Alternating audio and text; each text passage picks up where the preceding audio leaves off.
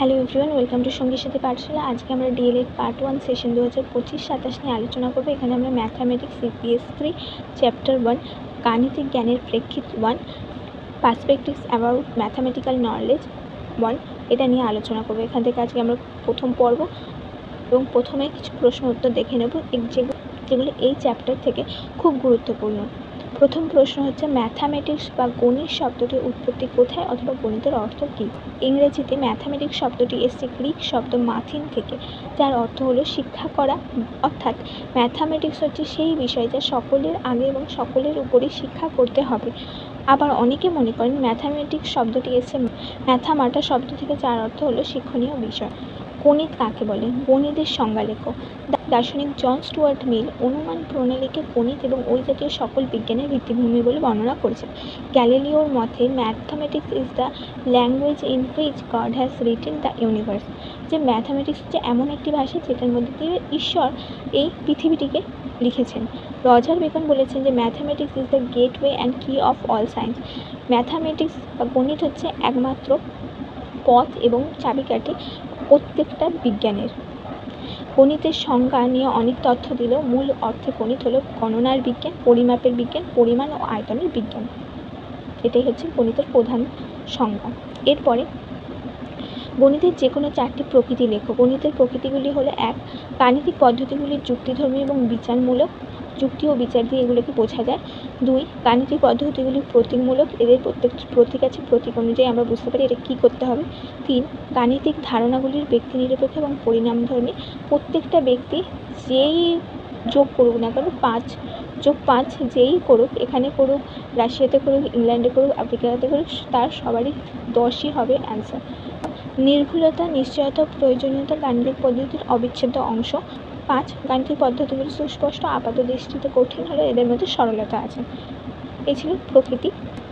গণিতে যে সমস্ত শাখা যুক্তিপূর্ণ চিন্তা ও বিচার করতে শিক্ষা দেয় তাদের প্রধান কোন বৈশিষ্ট্য থাকার কথা বলা হয়েছে? 3টি প্রধান বৈশিষ্ট্য থাকার কথা বলা হয়েছে। 1. গণিতের বিভিন্ন শাখার সিদ্ধান্তগুলি অপরিবর্তনীয়। 2. শিক্ষণ পদ্ধতি মনোবিজ্ঞান সম্মত, সহজ সরল সিদ্ধান্ত থেকে জটিল সিদ্ধান্তে উপনীত হওয়া। 3. সিদ্ধান্ত রেখে যে দক্ষতা লাভ হবে তা সমস্ত জীবনে প্রয়োগ করা সম্ভব হবে। গণিতের যে কোনো 4টি বৈশিষ্ট্য লেখো। বাস্তব জীবনে যা কিছু চিন্তা সকলের যুক্তি ও বিভিন্ন ধরনের সিদ্ধান্তের দ্বারা প্রভাবিত পরিচালিত হয়। শিক্ষকের কাজ শিক্ষার্থীকে যুক্তিপূর্ণ চিন্তা করতে শেখানো। গণিতের যে সমস্ত শাখা এই যুক্তিপূর্ণ চিন্তা ও বিচার করতে সাহায্য করে তার প্রধান বৈশিষ্ট্যগুলি: 1. হচ্ছে সরলতা। গণিতের চিন্তা যুক্তি খুব সরল। অল্প সংখ্যক সরল উদাহরণ, সংজ্ঞা ইত্যাদির উপর ভিত্তি করে গণিতের মাধ্যমে জটিল থেকে জটিলতর সমস্যাকে আমরা অতি সহজে সমাধান করতে পারি। কিছু সংখ্যক ধারণা বা তথ্য মনে রাখলে এটিকে খুব সহজে কোনো শিক্ষার্থীর স্মৃতির ওপর চাপ সৃষ্টি করে না। গণিতের অনুশীলনের ফলে শিক্ষার্থী আরও জটিল সমস্যা সমাধানের শক্তি অর্জন করে। 2. হচ্ছে নিশ্চয়তা। গণিতে কোনো সমস্যার সমাধান বা সিদ্ধান্ত বিপরীত হয় না। ব্যক্তির বৈষম্যের ফলে গণিতের মূল সিদ্ধান্তে কখনোই পরিবর্তন হয় না। গণিতে নিজের ভুল নিজেই সংশোধন করা যায়। নির্দিষ্ট কিছু নিয়ম ও সিদ্ধান্ত যুক্তির দ্বারা অতি সহজে সমস্যা সমাধানে সঠিক না ভুল ঠিক শিক্ষার্থী নিজেই জানতে পারে। যুক্তির পরিমাপ। গণিতে কল্পনার কোনো স্থান নেই। যুক্তিগ্রাহ্য সরল গতিপথ গণিতের বৈশিষ্ট্য। গণিত শিক্ষার ফলে মন নিয়মানুবর্তিত হয়ে ওঠে এবং স্মৃতির ওপর কোনো চাপ সৃষ্টি হয় না, ফলে যুক্তিশক্তি বৃদ্ধি পায়। সমস্ত ব্যাপারকে যুক্তি দিয়ে বুঝে নেওয়ার এক প্রবণতা দেখা যায়, ফলে গণিত শিক্ষণের অন্যতম প্রধান লক্ষ্য হল শিক্ষার্থীর যৌক্তিক ক্ষমতা বৃদ্ধি করা।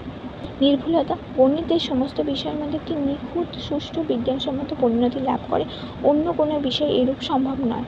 গণিতের মাধ্যমে যুক্তি দ্বারা সমস্ত কিছু অতি সহজ সরলভাবে প্রমাণ করা যায়। বিভিন্ন গাণিতিক নিয়ম অনুসরণ করলে সমস্যার সমাধান নির্ভুল হয়ে থাকে। তাই জীবনের বিভিন্ন সমস্যার সকল দিক বিবেচনা করে সঠিক পথ অনুসরণ করার ক্ষমতা অর্জন করা হচ্ছে গণিতের বিশেষ কাজ। আচ্ছা, এই ছিল তোমাদের গণিতের বৈশিষ্ট্য। এরপরে গণিতের সমস্ত আলোচনা থেকে আমরা গণিত সম্পর্কে কী বলতে পারি? এবারে আমরা গণিত সম্পর্কে কী বলতে পারি? গণিত হলো গণনার বিজ্ঞান, গণিত হলো পরিমাপ, পরিমাণ ও আয়তনের বিজ্ঞান, গণিত হলো সংখ্যা ও স্থানের বিজ্ঞান, গণিত হলো একটি বিচার শক্তি ও তর্কশাস্ত্র সম্মত বিজ্ঞান, এটি একটি আরোহী এবং পরীক্ষামূলক বিজ্ঞান। শিক্ষণ কৌশল বলতে কী বোঝায়? শ্রেণীকক্ষে শিক্ষক কখনো পাঠ্য বিষয়বস্তু শিক্ষার্থীদের বোঝানোর জন্য বক্তৃতা দেন, কখনো তিনি আলোচনা করেন, কখনো ব্যাখ্যা করেন, আবার প্রয়োজনে পরীক্ষা করে দেখান। শিক্ষক শিক্ষার্থীকে শেখানোর উদ্দেশ্যে এই যে সকল প্রচেষ্টা করে থাকে তাকেই কিন্তু শিক্ষণ কৌশল বা টিচিং টেকনিক্স বলা হয়। এই প্রত্যেকটা বিষয়ে এক একটা শিক্ষণ কৌশল। এবং শিক্ষণ পদ্ধতি বলতে কী বোঝায়? শ্রেণীকক্ষে ব্যবহৃত উদ্দেশ্যমূলক শিক্ষকের কতগুলি কৌশলের সমবায়কে বলা হয় শিক্ষণ পদ্ধতি বা টিচিং মেথড। মানে এই যে আমরা একটা লেসন তৈরি করব, লেসনের মধ্যে কখনো আমরা সমন্বয় সাধন করছি, শিশু কেন্দ্রিকতা ব্যবহার করে শিশুকে সক্রিয় করছি, শিশুকে প্রশ্ন করতে উৎসাহিত করছি, কখনো সৃজনশীলতার কিছু শেখাচ্ছি, কিছু করতে দিচ্ছি, আবার মূল্যায়ন করছি, এই সব কিছু মিলিয়ে একত্রে সেটা হচ্ছে টিচিং মেথড। তো তবে এক্ষেত্রে সাবধানতার বিষয় এই যে যদি কোনো শিক্ষক শিক্ষণের উদ্দেশ্যের সঙ্গে সামঞ্জস্যপূর্ণ কৌশলগুলি যথাযথভাবে নির্বাচিত করতে ভুল করে, সেক্ষেত্রে তার শিক্ষণ ফলপ্রসূ হয় না। অর্থাৎ সর্বোৎকৃষ্ট পাঠ্যক্রম পাঠ্যসূচি কার্যকর হবে না যদি উপযুক্ত শিক্ষক সঠিক শিক্ষাদান পদ্ধতি ব্যবহার করেন। যদি কোনো অঙ্কের ক্লাসে যদি কি তুমি গল্প বলতে শুরু করো, তাহলে কিন্তু অঙ্কের ক্লাসটি সঠিক হলো না। এটাই হচ্ছে তোমাদের ভুলের জায়গা, যে টিচিং মেথডটা আমরা ভুল প্রয়োগ করলাম। অঙ্কের ক্লাসে আমরা কখনোই গল্প বলে পাঠদান করতে শেখাবো না বা পাঠদান করতে শুরু করবো না। এই আলোচনা থেকে বোঝায় যে শিক্ষণ পদ্ধতির সাহায্যে শিক্ষক এবং শিক্ষার্থীর সঙ্গে সম্পর্ক তৈরি করে এবং পারস্পরিক ধারাবাহিকতার সাথে মিথস্ক্রিয়া ঘটায়।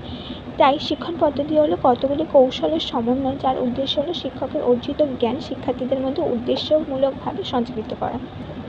এই শিক্ষকের মধ্যে যে জ্ঞানটা আছে সেটা শিক্ষার্থীর মধ্যে সঞ্চালিত হবে এবং সেটা খুব সুন্দরভাবে সঞ্চালিত হবে যাতে বিষয়টা শিক্ষার্থীর মনে গেঁথে যায়। পরের প্রশ্ন হচ্ছে আদর্শ শিক্ষণ পদ্ধতির বৈশিষ্ট্যগুলি লেখো। আদর্শ শিক্ষণ পদ্ধতির বৈশিষ্ট্য হলো আদর্শ শিক্ষণ পদ্ধতিতে শিক্ষার্থীদের সক্রিয় করে তোলার ক্ষমতা থাকবে, এটি জীবনকেন্দ্রিক এবং কর্মভিত্তিক। এখান থেকে শিখে শিক্ষার্থী মনে হবে এটা আমার জীবনে কাজে লাগবে। 3. আদর্শ শিক্ষণ পদ্ধতি শিক্ষার উদ্দেশ্য অর্জন করতে সহায়তা করে। 4. বিষয়বস্তুর প্রতি শিক্ষার্থীর অনুরাগ সৃষ্টিতে, আগ্রহ সৃষ্টিতে সাহায্য করে। 6. আদর্শ শিক্ষণ পদ্ধতি বিভিন্ন পাঠদান কৌশলের সার্থক সমন্বয়কারী হয়ে ওঠে। 7. আদর্শ শিক্ষণ পদ্ধতি শ্রেণীকক্ষে সামাজিক পরিবেশ সৃষ্টি করতে সাহায্য করে, গণতান্ত্রিকতা বজায় রাখে। এরপরে 10 নম্বর প্রশ্ন, কয়েকটি আদর্শ শিক্ষণ পদ্ধতির নাম লেখো। আদর্শ শিক্ষণ পদ্ধতিগুলি হলো বক্তৃতা পদ্ধতি, প্রকল্প পদ্ধতি, সমস্যা সমাধান পদ্ধতি, প্রোগ্রাম ভিত্তিক শিক্ষণ, শিশুকেন্দ্রিক শিক্ষণ পদ্ধতি ইত্যাদি। এই ছিল তোমাদের গুরুত্বপূর্ণ যে 10টি প্রশ্ন। আশা করব এগুলো তোমাদের কাজে আসবে। মুখস্থ করার আগে বিষয়টিকে বোঝার চেষ্টা করো যে বিষয়টি এখানে আমরা কি বোঝাতে চেয়েছি, তাহলে দেখবে তোমাদের মুখস্থ করার প্রয়োজন থাকবে না, জাস্ট বিষয়টিকে তোমরা বুঝে গেলেই লিখতে পারছো।